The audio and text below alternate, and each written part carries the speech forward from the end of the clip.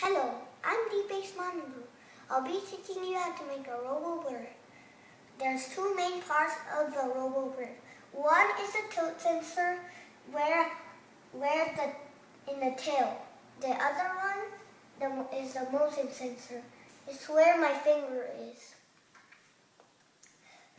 The tilt sensor if something moves the tilt sensor up or down, left or right, it makes a sound or does something else. And if something goes near the motion sensor, it makes a sound or does something else. Let me demonstrate it for you.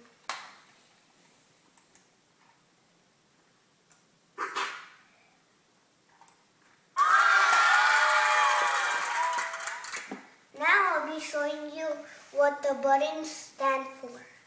This one is the one that makes it wait for how long you want it to be. After you move the motion sensor up or down, left or right, it makes a sound.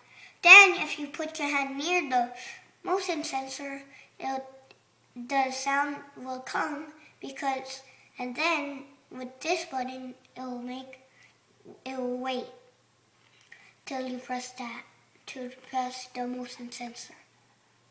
And this makes it restart the whole thing again. And this one is the one when you press it, it starts the movie. Can you demonstrate it once more? Okay.